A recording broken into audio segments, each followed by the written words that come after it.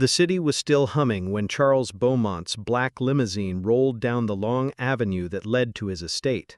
It wasn't usual for him to come home early. In fact, the billionaire industrialist often stayed on his office until the hour when the city's skyscrapers dimmed their lights. He believed in discipline, in sacrifice, in showing his board of directors that his empire was built on relentless commitment. But that evening, something inside told him to leave the office before the sun had fully disappeared behind the glass towers. Charles loosened his tie as the car pulled through the massive iron gates. The Beaumont estate stood like a palace on the hill, a symbol of wealth and legacy passed down for generations. Yet behind its polished marble floors and chandeliers, silence ruled. His children were away in Europe for studies. His wife traveled constantly to charity galas, and the household ran on the shoulders of staff who knew better than to disturb the master of the house. But that evening, when Charles stepped out of the car, he noticed something unusual. The faint sound of music floated across the driveway, not the refined symphonies his wife preferred, but something different, raw, soulful, almost alive. He frowned. Music was forbidden in the service quarters. The staff knew the rules: professionalism first, personal pleasures second. Charles pushed open the grand doors and entered. The sound grew clearer now, echoing faintly through the marble halls. His Italian leather shoes tapped softly on the floor as he followed it, curiosity rising in his chest. He passed the library, the drawing room, the dining hall. And then he realized the sound was coming from the rear of the mansion, near the service wing. He hesitated for a moment. Most millionaires wouldn't have bothered. They would have called the butler, demanded answers, and punished whoever was responsible. But Charles was different. Though he lived behind walls of privilege, he had an instinct for observation. He wanted to see for himself, before judgment. As he turned the corner, the sight froze him. There, in the dimly lit service lounge, stood Samuel, the black cleaner Charles had barely noticed in the months since he'd been hired. Samuel was tall, lean, with strong hands that bore the roughness of endless work. But tonight, those hands weren't holding a mop or broom. They were moving across an old upright piano pushed against the wall. The instrument looked ancient, almost abandoned, yet under Samuel's fingers it came alive. The music was unlike anything Charles had heard in years. It wasn't polished like concert pianists he invited to charity events. It wasn't rehearsed like the gala performances his wife adored. It was raw, aching, full of soul. Each note carried weight, telling stories of loss, resilience, and dreams too large to be silenced. Charles stepped closer without making a sound. His sharp blue eyes studied Samuel, whose eyes were closed, completely consumed by the music. He swayed with each chord, pouring his heart into every note, as if the world outside the piano no longer existed. And then Charles saw something that stopped him even more than the music. The cleaner wasn't just playing, he was crying. Tears rolled down Samuel's cheeks silently, falling onto the keys. But his hands never stopped. Charles's breath caught in his chest. For years his mansion had been filled with silence, order, perfection. And now in this forgotten corner, one man was filling it with life, with truth, with pain. For the first time in decades, Charles Beaumont didn't know what to say. The piece came to an end, the last notes trembling into silence. Samuel opened his eyes, startled, realizing someone had been watching. His body stiffened, his face turned pale, and he stood up instantly, bowing his head. "Mr. Beaumont, sir, I didn't know you were home." Charles stared at him for a long moment, struggling to find words. His instinct as a master of the house wanted to rebuke the man. Rules had been broken, order had been disturbed, yet something deeper held him back. "Where did you learn to play like that?" Charles finally asked, his voice low. Samuel swallowed hard. "Back home, sir, in the church. My mama taught me before she passed. Music was all we had." There was no defiance in his tone, no arrogance, only humility, and something even Charles couldn't ignore: truth. For reasons he couldn't explain, Charles felt something stir inside him. He remembered being a boy, sneaking into his grandfather's music room, daring to touch the piano keys when no one was looking. But that boy had grown into a man who buried music under piles of contracts and profit margins. "You play with soul," Charles muttered, more to himself than to Samuel. Samuel lowered his gaze. "I'm sorry, sir. I won't touch it again." But Charles didn't respond immediately. He stood there, lost in thought, staring at the cleaner as if seeing him for the first time. Not as a worker, not as a servant, but a man carrying untold stories inside him. Finally, Charles turned and walked away. Samuel exhaled, shoulders sagging with relief, but also with disappointment. He had revealed too much. For a moment he had let the mansion walls hear his truth, and he feared the consequences. But as Charles walked through the halls, the sound of that music haunted him. Each note echoed in his mind, clashing with the silence he had built around his life, and for the first time in years, the billionaire wondered if his mansion, his empire, was missing something far more valuable than wealth. That night, Charles didn't go to his office to review contracts or make calls. He sat in his study, a glass of whiskey untouched in his hand, staring at the old piano in the corner. It had gathered dust for decades, a decoration more than an instrument. He touched the keys gently, and a memory surged back: the sound of his mother's laughter as she encouraged him to play. But he couldn't. His fingers were stiff, clumsy. The music had left him long ago, and so when he closed his eyes, all he could hear was Samuel's music. Raw, powerful, unforgettable. Charles Beaumont, the man who thought he had everything, realized that night that he had just discovered something money couldn't buy. The following morning, Charles Beaumont sat at the long oak table in the dining hall. A silver tray of breakfast lay before him, untouched. The butler moved silently in and out, ensuring the master had everything he needed, yet Charles's mind was not on the food. His thoughts kept returning to the music from last night, the haunting sound of Samuel's fingers on the piano, the tears glistening on his face. It unsettled him, not because it was wrong, but because it was real. For years, Charles had lived in a fortress of perfection. His staff was trained to be silent, efficient, invisible. His family, though scattered, maintained appearances of refinement. His gatherings were full of polished laughter and calculated pleasantries, but none of it had ever reached him the way that music had. Finally, pushing the tray aside, Charles rose and walked toward the service wing. The staff scattered at his sudden presence, each bowing and lowering their gaze. He noticed Samuel among them, scrubbing the marble floor with a bucket of soapy water. Samuel immediately stood, wiping his hands nervously on his apron. "Morning, sir." Charles studied him in silence for a moment, then said, "I want to see you in my study, now." The cleaner's heart pounded. He had feared this moment since last night. Perhaps he was about to be dismissed, punished, sent back to the small apartment in the city where his family barely survived on his meager wages. He nodded quickly, following the master of the house with uncertain steps. Inside the study, the heavy oak doors closed behind them.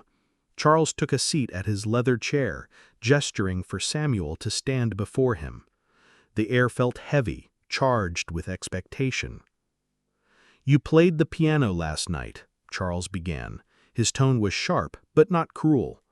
"Do you understand that the staff wing is not meant for personal indulgence?" "Yes, sir, I'm sorry," Samuel replied immediately, his voice steady despite the fear twisting inside him.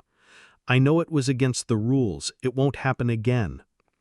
Charles leaned forward, resting his elbows on the desk. His eyes narrowed, not in anger, but in curiosity.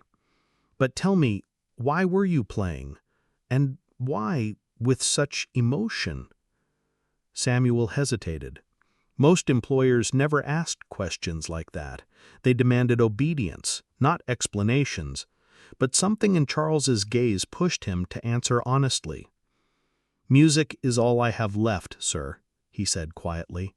"When my mother died, she left me nothing but her old hymns and her belief that music could heal. I played to remember her, to feel alive, to keep from breaking." His words hung in the air, raw and unpolished. Charles felt them sink into him deeper than he expected. For a moment he saw not a cleaner, but a son, a man burdened with grief, clinging to the only gift he had been given. "And those tears?" Charles asked softly. Samuel lowered his gaze. "I was thinking of my little sister. She's sick, needs medicine. I've been working 2 jobs, but it's not enough. Sometimes, sir, the weight gets too heavy. Last night it poured out through the keys." Charles sat back in his chair, silent. The story pierced him in a place he thought long dead. He, too, had known loss. His own mother had died young, before she could see him rise to power. He remembered nights when he had sat by the piano as a boy, trying to drown his grief in music, before his father scolded him to focus on real responsibilities. That piano, now covered in dust, in his study, had once been his refuge, just as it was Samuel's now. "You have talent," Charles said at last, his voice low but steady. "Do you understand that you have talent?" Samuel shook his head. "I'm just a cleaner, sir.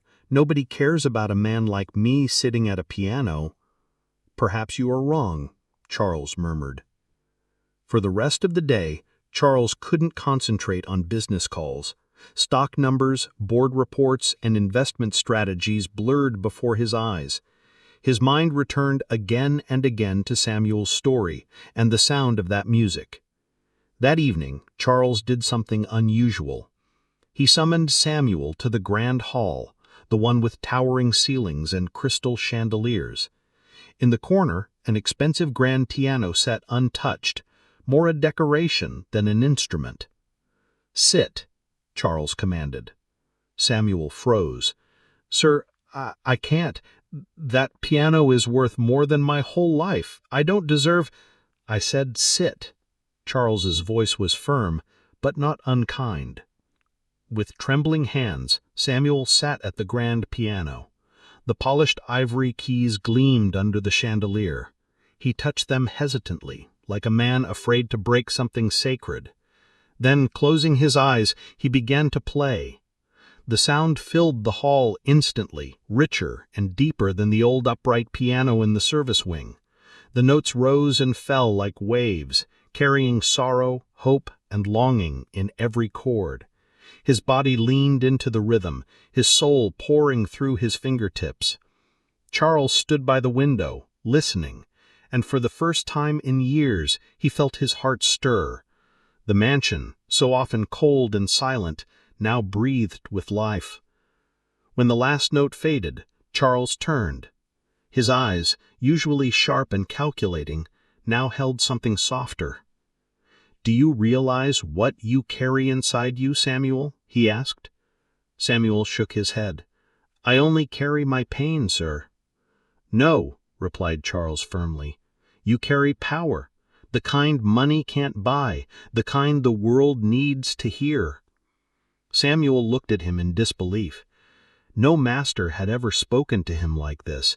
No man of wealth had ever seen him as anything more than a servant. Charles paced the room slowly, his mind racing. For decades, he had poured his energy into building wealth, expanding businesses, multiplying numbers on paper. But what had it given him? Silence, emptiness, a family that lived oceans away. He realized now, in the haunting echo of Samuel's music, that he had been starving his soul while feeding his fortune.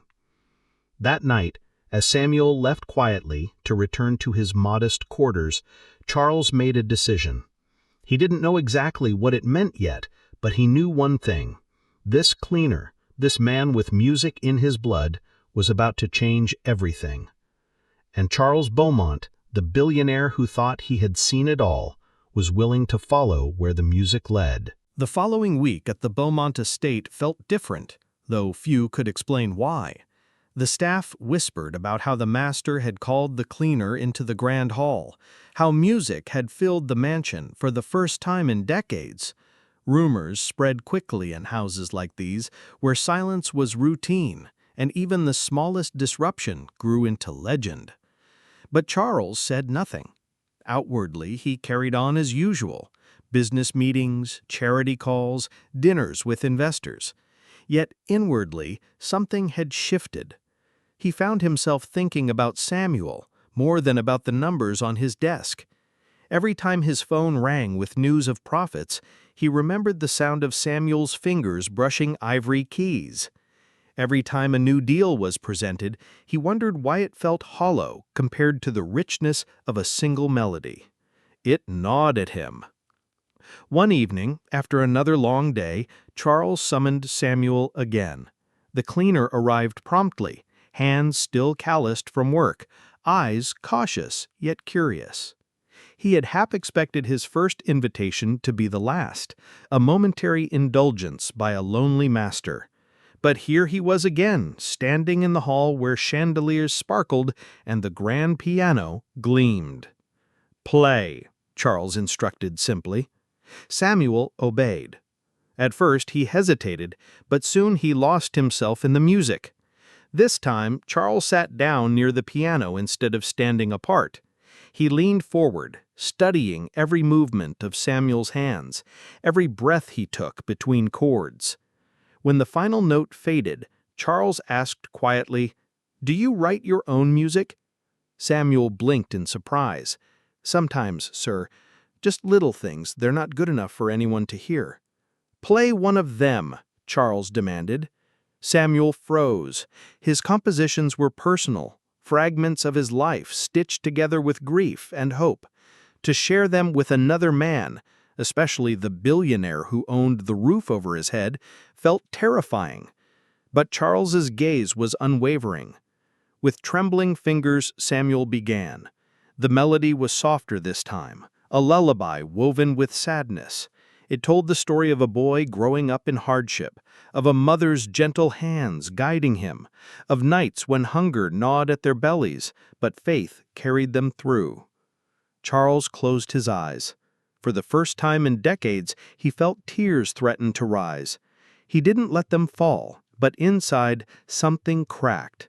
He heard not just Samuel's story, but echoes of his own: the boy he had once been, the mother he had lost, the childhood dreams he had buried beneath money and duty. When the piece ended, silence filled the hall. Neither man spoke for a long while.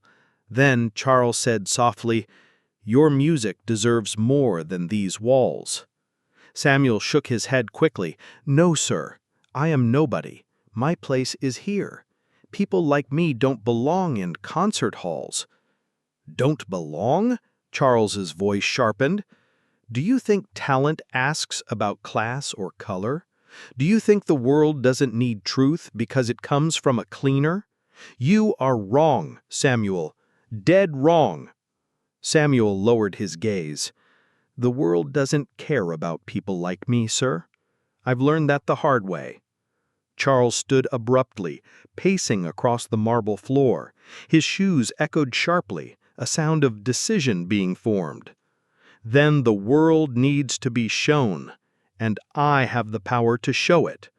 Samuel's head snapped up, eyes wide. "What are you saying?" "I'm saying," Charles declared, "that I'm going to help you. I'm going to put you on a stage. I don't care if it takes money, influence, or reputation. I'll do it. People are going to hear what I heard, and when they do, they'll never forget you." Samuel's chest tightened. Hope and fear battled inside him. Could it be real? Could a billionaire truly lift him out of obscurity and onto a stage? Yet with hope came dread. What if he failed? What if the world laughed? What if he lost the little dignity he had left? "Sir, I can't," Samuel whispered. Charles's eyes hardened, though not with anger, with conviction. You can, and you will. The days that followed became unlike anything Samuel had known. After finishing his daily duties, he was summoned to the grand hall where Charles waited, often with sheet music or recordings. The billionaire, though far from a musician himself, had connections with tutors, coaches, and suppliers. Soon a music teacher was brought in, an elderly pianist who gasped when she heard Samuel play. "Good heavens!" she exclaimed after the first session. "This man has a gift that can't be taught. He needs polish, yes, but the soul, oh, the soul is rare." Under her guidance, Samuel refined his technique. His posture straightened, his hands grew lighter, yet more controlled, and his understanding of composition deepened. But Charles didn't stop there. He brought in vocal coaches, composers, even a tailor to fit Samuel in suits that made him look like a performer rather than a cleaner. But through it all, Samuel remained humble, almost painfully so. He still rose at dawn to scrub floors and polish silver before disappearing into the hall for lessons. He didn't allow himself to believe too much in this new world that was opening before him. Dreams, he thought, were dangerous. They could break a man if they died too soon. But Charles believed enough for both of them. One evening, after another long day, Charles poured Samuel a glass of wine, something he had never done for any servant before. He handed it over and said, "Do you know why I'm doing this?" Samuel shook his head. "Because," Charles said slowly, staring into the dark liquid, "I reminded myself who I was before I buried myself in money. I had a mother, too. She used to tell me that music could heal what the world broke. I lost her when I was young, and I buried her memory in ambition.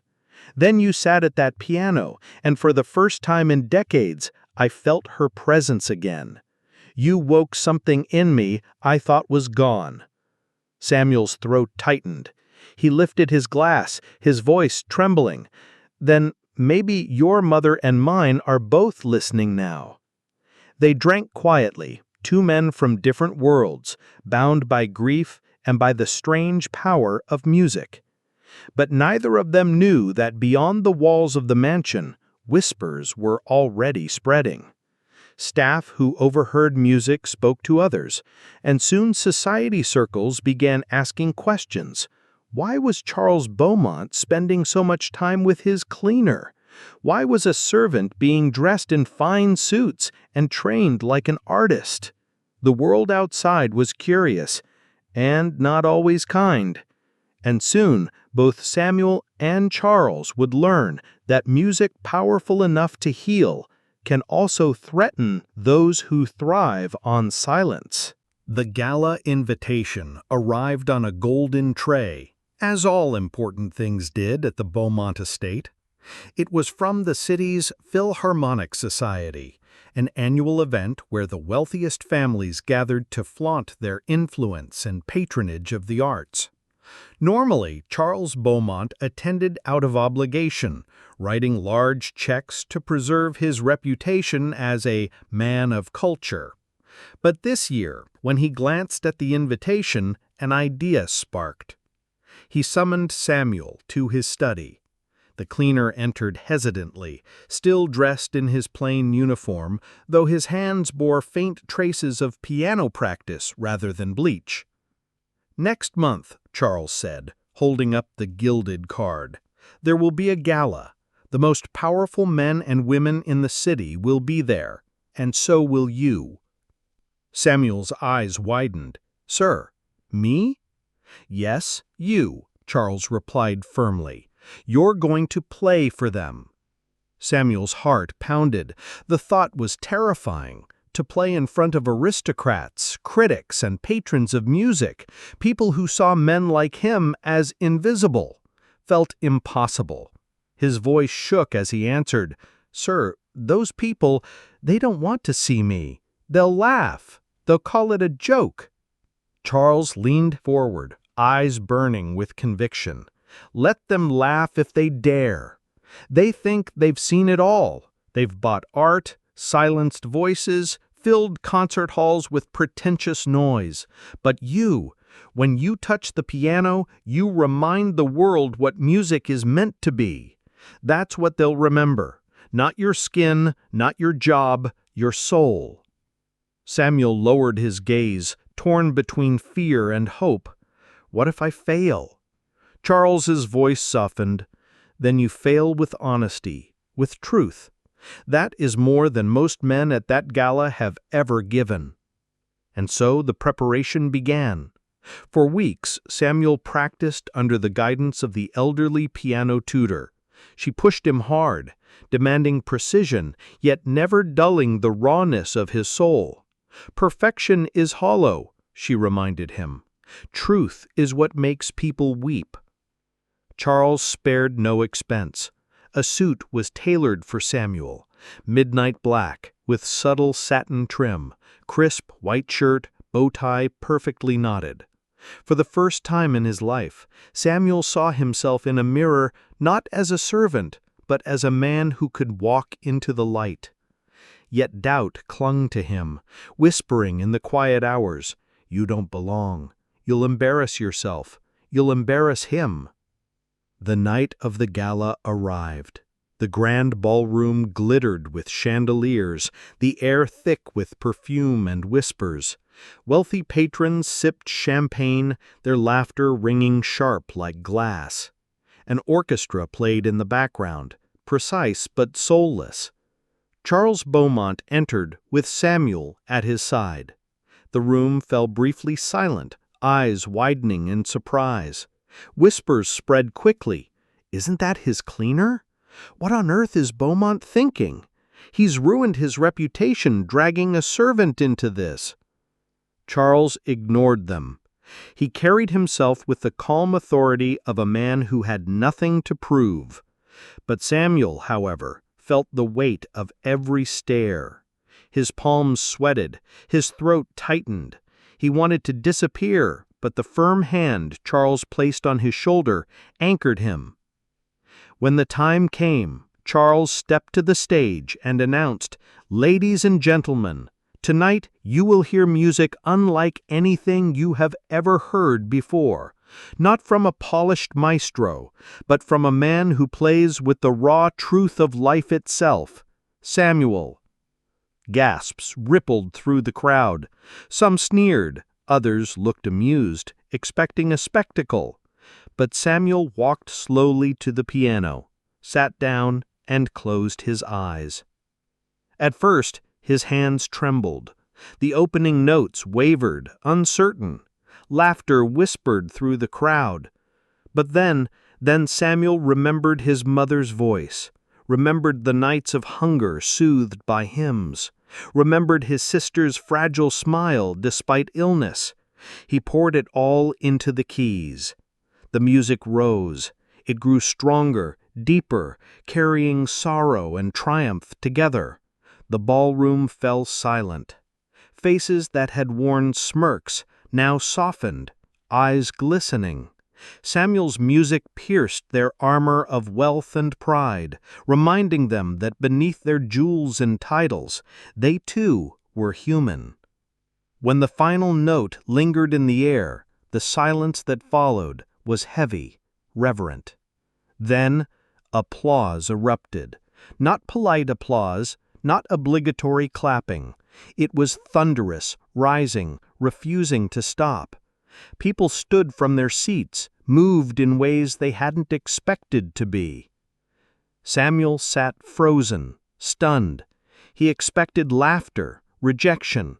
Instead, he saw tears on faces that had never looked at him as anything more than invisible. Charles, standing near the stage, allowed himself the smallest smile. He knew. He believed. But not everyone applauded. In the corner, a group of critics and wealthy rivals exchanged dark looks. For them, this was not just music, it was disruption. A servant elevated to the stage threatened the order they thrived upon. As the applause continued, Charles stepped onto the stage and placed a hand on Samuel's shoulder. "Remember this moment," he whispered. "The world just saw you." That night, Samuel's name began to spread. Articles appeared in society columns. "The Cleaner Who Stunned the Gala." "Raw Talent Discovered by Charles Beaumont." "Music That Brought Aristocrats to Tears." For Samuel, it felt like stepping into a dream. He was invited to play at smaller gatherings, then larger ones. Each time, his music reached people in ways rehearsed performances never could. He didn't play for fame or applause. He played to survive, to heal, to remember. And people felt it. Yet with recognition came danger. Charles began receiving subtle warnings from associates. "Be careful, Beaumont, you're ruining your reputation." "Do you really want to risk everything on a cleaner?" "Investors don't like unpredictability." And Samuel, though rising, felt the sting of whispers behind his back. "Imposter, a charity case, a toy project for Beaumont." But none of that silenced the music.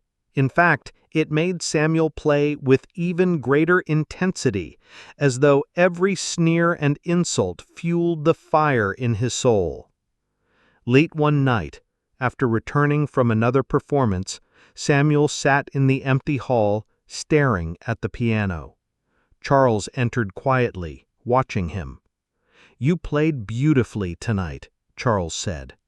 He shook his head. "I don't know who I am anymore. A cleaner? A musician? A fraud in a borrowed suit?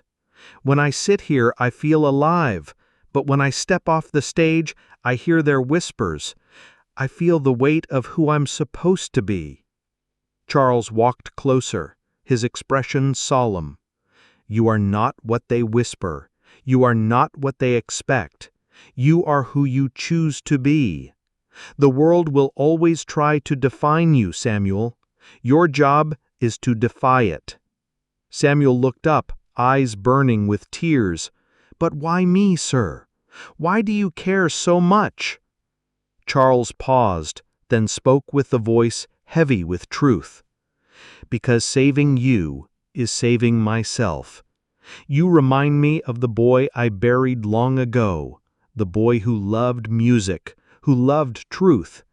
I lost him to wealth. You brought him back."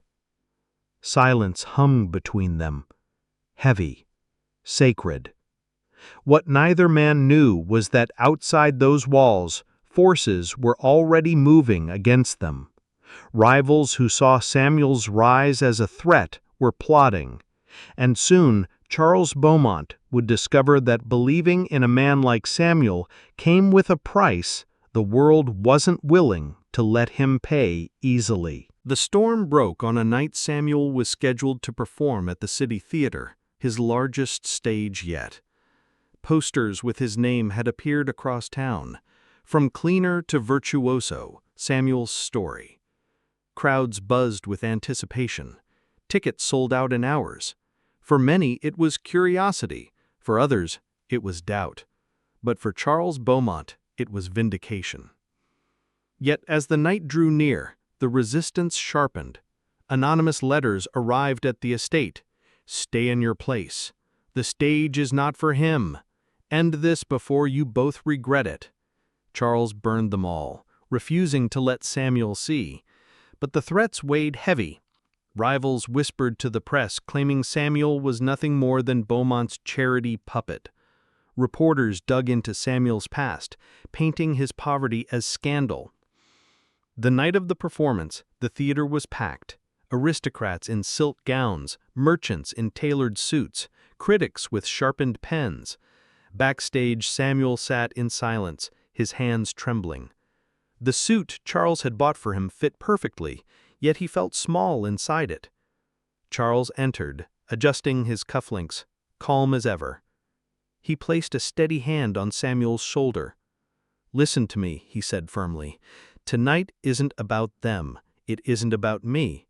It's about you and the music inside you. That's all that matters." Samuel swallowed hard.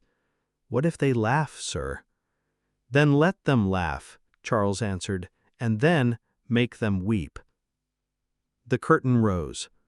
The host announced his name. A ripple of murmurs passed through the crowd. "The cleaner? What is this nonsense?" Samuel walked on to the stage. The spotlight blinded him at first, but then he saw the piano gleaming in the center, waiting like an old friend. He sat. His hands hovered above the keys. For a moment, silence pressed so heavily it felt like the crowd's disdain might crush him.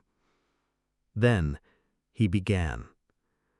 The first notes were quiet, uncertain. The critic's pen scratched impatiently. But soon the melody deepened. It wasn't polished like the great Maestro's, but it was alive. It carried the weight of poverty, of nights hungry but hopeful, of grief buried in hymns, of a boy who had scrubbed floors dreaming of keys beneath his fingers. The music grew. It thundered, it wept, it soared. Every chord was a confession, every pause a prayer. Samuel wasn't just playing, he was bleeding his soul into the instrument. The audience changed. Skeptical faces softened, pens lowered, eyes glistened. One by one, people leaned forward, drawn in by the honesty they hadn't expected. By the time Samuel reached the climax, the theater was utterly silent, caught in his world. The final note rang out, hanging in the air like a heartbeat, before dissolving into silence. For a breathless moment, nobody moved. Then the applause erupted, a roar of clapping, cheering, even shouting. People rose to their feet, tears streaming, unable to contain themselves. The ovation thundered through the hall, relentless. Samuel sat frozen, overwhelmed, his vision blurred with tears. He rose shakily, bowing, but his eyes sought one face in the crowd, Charles Beaumont, standing tall, applauding with a pride that words could never capture. But in the shadows of the theater, not everyone was applauding. Rival businessmen, critics whose power thrived on gatekeeping, whispered to each other with venom. Samuel's rise was dangerous. It meant talent could not be contained by wealth, that truth could not be owned. For them, it threatened the order that kept men like Samuel in the shadows. After the performance, backstage was chaos. Reporters crowded, flashes blinding, microphones thrust forward. "Samuel, how does it feel? Did Beaumont discover you? Is this charity or genius?" Samuel answered humbly, "I only play what's inside me. The rest is for the world to decide." Charles pushed through, shielding him. "Enough for tonight. He has given you his soul, that is all." They returned to the estate in silence. Samuel sat in the limousine, hands clasped tightly, still shaking from disbelief. Charles looked at him with quiet satisfaction. "Do you see now?" he asked. "You were born for this." Samuel's voice cracked. "I was born a cleaner, sir." "No," Charles said softly but firmly. "You were born a musician. Life tried to tell you otherwise, but tonight you proved it wrong." For a while it seemed victory had come. Samuel's name spread through the city, then beyond. Invitations arrived from other towns, from concert halls, from universities eager to hear the man who turned hardship into harmony. He was no longer invisible, he was a voice. But with recognition came greater hostility. Rumors spread that Charles had lost his mind, squandering his fortune on a servant. Investors threatened to pull out, board members questioned his decisions. Behind closed doors, they whispered of replacing him. Charles faced them all with steel. He told them, "I built this empire. If you think you can scare me because I believe in truth, you've forgotten who I am." Samuel, too, felt the weight. Critics tried to undermine him, calling him a novelty act. Some mocked his background, but every time he touched the piano, the doubts faded. The music spoke louder than any insult. Then came the night everything changed. Samuel was performing at a prestigious hall when midway through a piece, he looked out into the audience. There, in the front row, sat his sister, the one he thought too sick to leave home. Charles had arranged it quietly, flying her in, ensuring she had the best doctors. Her eyes shone with tears as she listened. Samuel's hands faltered for a second, overcome with emotion, but then he played with more power than ever before. The music soared, not just for himself, not just for Charles, but for her, for the promise that their suffering had not been in vain. When the performance ended, Samuel rushed off stage and embraced her, sobbing. Charles stood nearby, his expression unreadable, but his eyes glistened. It was in that moment Samuel realized this journey was no longer just about music. It was about legacy, his mother's, his sister's, and even Charles's.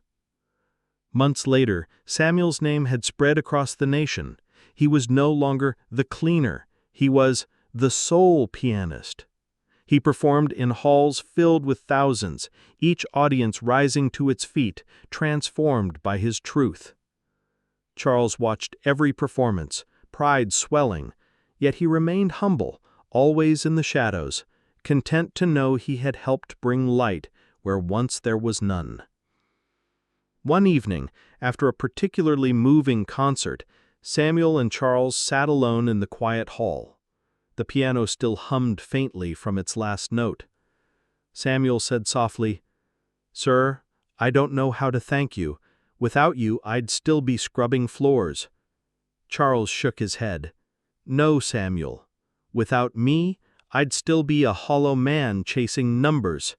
You gave me back my soul. It was never charity. It was destiny." They sat in silence, two men from different worlds, bound forever by music. And though the world would remember Samuel as the cleaner who became a maestro, Charles Beaumont knew the truth. He had not simply discovered a musician, he had rediscovered himself. The mansion on the hill, once silent, now echoed with music that would never fade.